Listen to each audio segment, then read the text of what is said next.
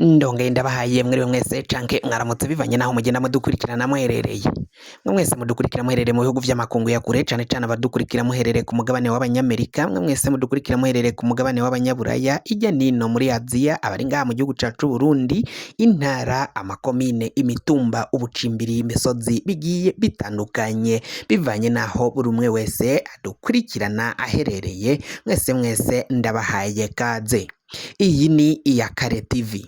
Iyakare TV ni imbonesha kure ikugeza ko amakuru aba ariko aragenda avugwa ngaha mu gihugu cacu Burundi, aho abamenyesha amakuru bacu bayatohoza bakaza tukayagushikiriza anonosoye. Amakuru rero agezwe kari karavugwa ngaha mu gihugu cacu Burundi, umukuru w'igihugu Varisito Ndayishimiye aho yaserukiye igihugu cacu Burundi mu gihugu ca Tanzania mu nama ya EAC, umuryango w'ubumwe bw'ibihugu vya Afrika y'ubuseruko, bakaba rero bahejeje gufata ingingo zikomakomeye cane bazifatira umuhari wa M23 uriko uragwanira ngaho mu gihugu ca Repubulika iharanira intwaro rusangi ya Kongo mu buseruko bw'ico gihugu mu ntara ya Kivu y'uburaruko Nord Kivu. Ivyo vyose rero nibiriko birakuvugwa kubera ko igihugu cacu c'u Burundi kirafiseyo abasirikari, cararungitseyo intwazangabo zitandukanye ziriko zirafasha igisirikari ca Kongo kugira ngo bahashe canke bagwanye uwo muhari wa M23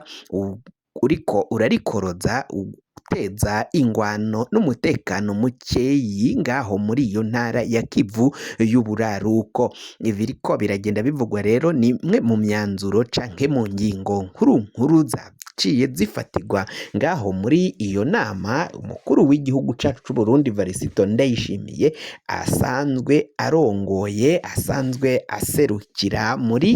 mu kiringo c'umwaka wose.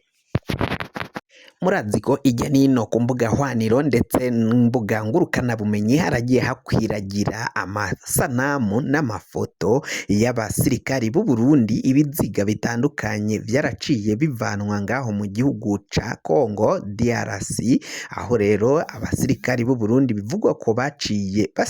bahasiga ubuzima ubwo bari bagiye gufasha no guterera igisoda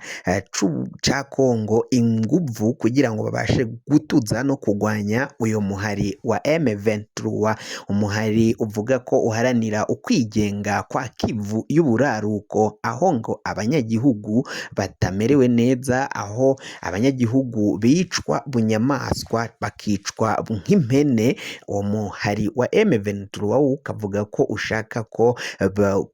wemera canke ukwigenga kw'iyo ntara ya Kivu y'uburaruko. Umukuru w'igihugu cacu Varisito Ndayishimiye rero akaba yaraciye afata ingingo yo kurungika abasoda kugira ngo baje gufasha kugarukana umutekano, ariko si Uburundi bwonyine bwaciye burungikayo abasirikari kuko n'igihugu ca Kenya kirafiseyo abasoda, igihugu ca Tanzania kirafiseyo abasoda, igihugu ca Uganda naco kirafiseyo abasoda, Uburundi nabwo burafiseyo abasoda. Ariko abasoda b'u Burundi biravugwa ko baciye bahabwa impuzu z'igisirikari ca Kongo, kuri ubu ngubu bakaba barimo barahangana n'izo nyeshamba za M23, inyeshamba zigwanira ukwigenga kwa Kivu y'uburaruko ngaho muri iyo ntara y'uburaruko nyine mu gihugu ca Repubulika iharanira intwaro rusangi ya Kongo. Abarundi bakaba baraciye bagenda basaba ko abo basirikari b'u Burundi batosubira kurungikwa, kandi naho bohava barungikwa batokabaye baja mu migwano ihuza FARDC, igisirikare ca Kongo ndetse n'izo nyeshamba za M23. Bityo rero abarundi benshi batanguye kuvuga ko umukuru w'igihugu cacu c'u Burundi Varisito Ndayishimiye niyo hava afata ingingo yuko harungikwayo abandi basirikari, ivyo bitaza kwemerwa kuko hari abasirikari benshi batanguye kuva mu mabanga yabo, aho bari baciye barungikwa bakemera kuja gupfungwa kuko banse kuja ngaho muri Kongo kurasigwayo kuko ngo benshi bariko barahagwa. Amakuru aragenda ashika mu gisirikari agenda yemeza ko benshi bariko baragwa ku rugamba muri ico gihugu ca Repubulika iharanira intwaro rusangi ya Kongo. Bakaba basaba ko rero abasoda batohava barungikwa ngaho muri Kongo nk'uko umukuru w'igihugu Varisito Ndayishimiye we yaciye agenda abivuga. Gushika mangaya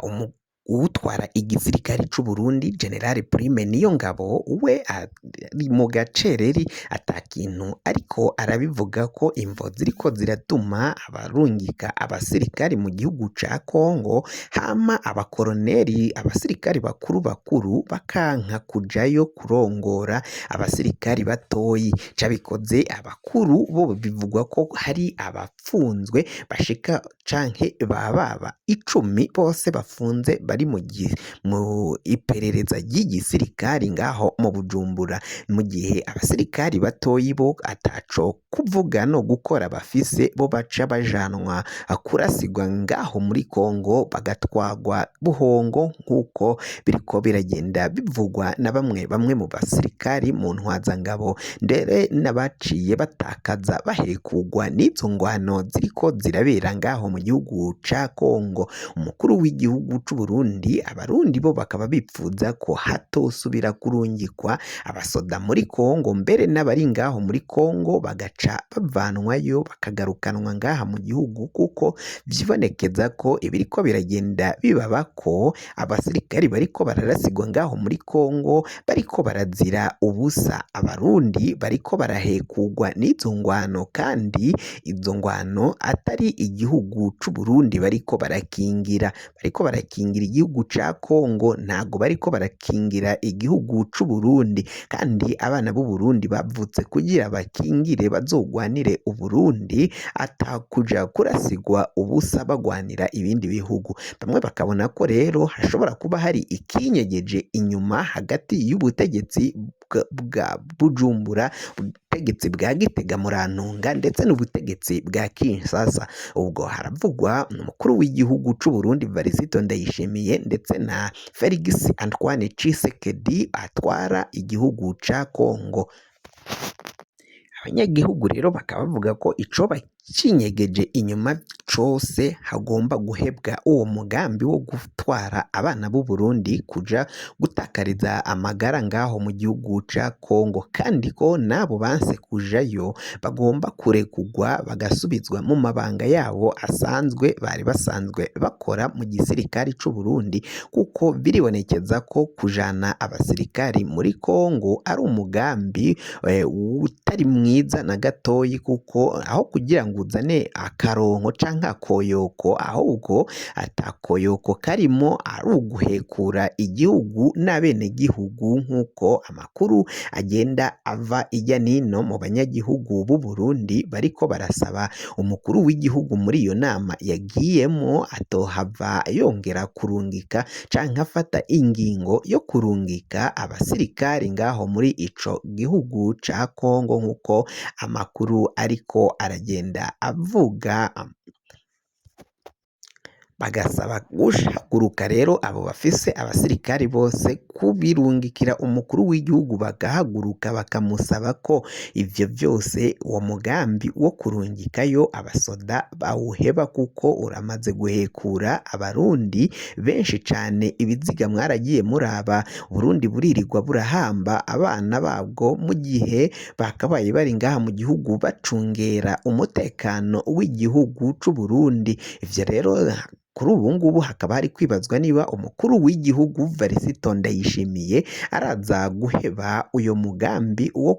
kurungika no guterera igisirikari n'igihugu ca Kongo muri rusangi, kuko biribonekeza ko igihugu ca Kongo ndetse n'igihugu cacu c'u Burundi ni ibihugu vy'ibibanyi, ni ibihugu bifitaniye ubucuti, umubano ukomakomeye cane. Umukuru w'igihugu cacu c'u Burundi Varisito atohava avuga ko yotererana abo banywanyi canke abo babanyi bo mu gihugu ca Kongo nk'uko vyibonekeza mu ntererano zose agenda amuha. Igisirikari yaramuhaye, kuri ubu ngubu bambaye impuzu za FARDC bariko baragwana na M23. Kugira ngo amakuru mwene nk'aya aze aragushikako, wafyonda subscribe niba ukoresha ururimi rw'icongereza canke wowe ukoresha ururimi rw'igifaransa ugafyonda sabone, hama amakuru n'ibiganiro dutohoza bikazoja birakugerako umwanya ku mwanya.